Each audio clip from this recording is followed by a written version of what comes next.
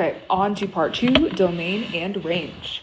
Okay, quickly gonna label domain. I know that that's X, which goes from left to right, and then range is my Y values, which go from bottom to top. Okay, cool. All right, the daily cost of hiring a plumber, Y, important, daily cost is Y, to work X full hours, so X is the number of full hours, on a repair project can be modeled using a linear function. The plumber charges $45 per hour. The plumber typically works either 1, 2, 3, 4, or 5 hours each day. Which of the following is the reasonable range for this function? Okay, well, first of all, none of these are because of typos. So let's go ahead and look at it. I know that my X is my number of hours. I mean full hours, but I'll just write hours.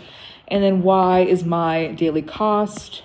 So if I'm being asked to find the range, I'm being asked to find the possible costs to hire this plumber.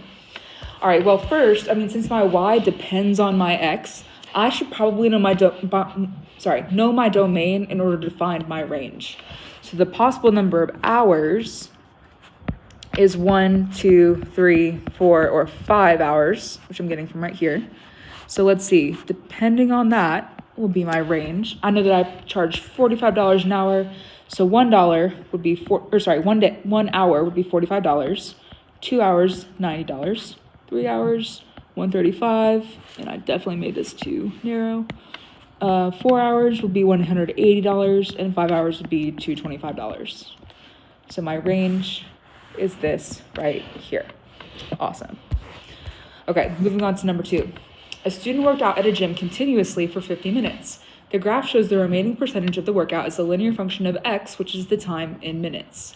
Fill in the blanks to complete the correct domain and range statements. So the domain, so X, I basically want to figure out like how wide is my line segment and how tall is my line segment.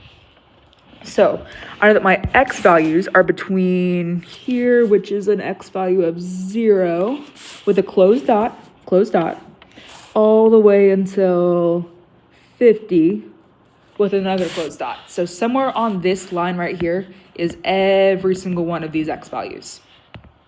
Okay, so if I'm describing all of those X values, they're all bigger than 0. Like 1 is bigger than 0, 15 is bigger than 0. So since I can also be equal to 0 because of that closed dot, then these are all the real numbers that are greater than or equal to 0.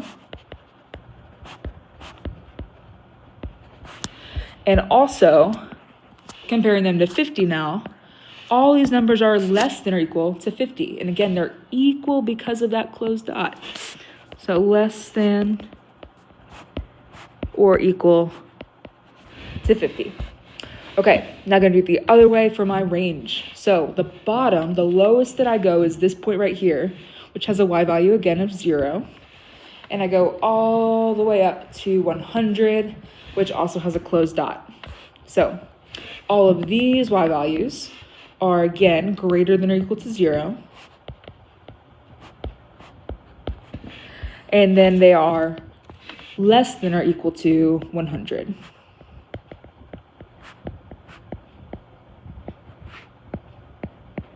So just remember, open dot, less than or greater than, closed dot, less than or equal to, greater than or equal to. Okay, number 3, what is the range of the quadratic function shown? All right, I'm going to underline range means Y, up and down. So if I think of this as kind of like a roller coaster, the lowest that I go is this point right here, which is at the Y value of -3. And then from there, I go up and up and up and up forever because of these arrows. Okay, so since we know that this is a solid line, not a dashed line, like it doesn't look like this, I know that a solid line is made up of closed dots. So this point right here is a closed dot. Even though it doesn't show me a closed dot, I know that it's there.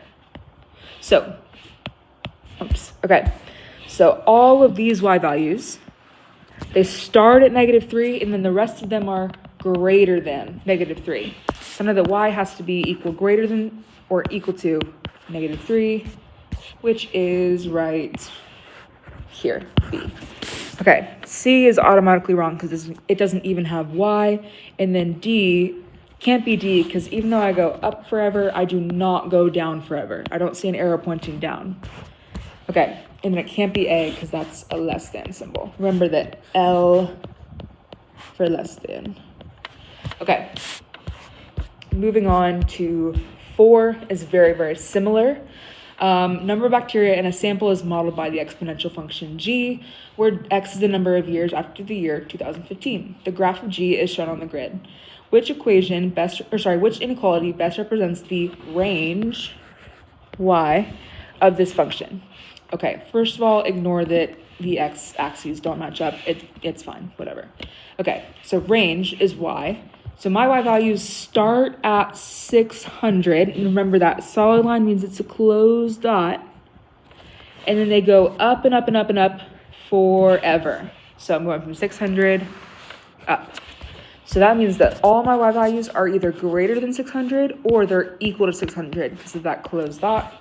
So it's got to be B. Cool. Okay, last one for this section is number 5. A function is shown on the graph. Choose the 2 statements that show both the domain, which is x, and the range, which is y, of the function. So on the x-axis, my function exists between -2, with an open dot this time, and all the way to 7 with a closed dot. So I know that I should see an equal to here, but not right here. So between -2 and 7, let's see if I can knock anything out. Okay, automatically C is wrong because these are the wrong numbers. Don't know what that's all about. Okay, and then if I have the closed dot at 7, then I should see the equal to at 7, not at -2. So it can't be A, it's gotta be B.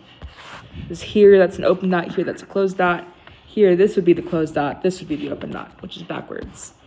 Okay, now for range. I'm already kind of suspicious of E because those are the numbers that I had for the domain. So it's not likely that I have the same ones for the range, but let's just go ahead and check. Okay, so on the y-axis, I exist between -8 within a closed dot, because remember this is a solid line, closed dot, all the way up to 0. Ooh, conundrum. I have both an open dot and a closed dot. Okay, well, basically what that means is that I get really close to the x-axis right here, but I never quite touch it. But over here, I do touch the x-axis. So even though I don't touch it right here, the fact that I touch it at all means that I can treat it as a closed dot. Okay, so I should see an equal to at both of these because they are both closed dots. All right, so I'm going to go over here. I've confirmed E is wrong. I did not go between -2 and 7 on the y-axis. I went between -8 and 0. And they should both have an equal to, so it can't be this one. It's got to be D. Okay, so that concludes our domain and range section of our exam review.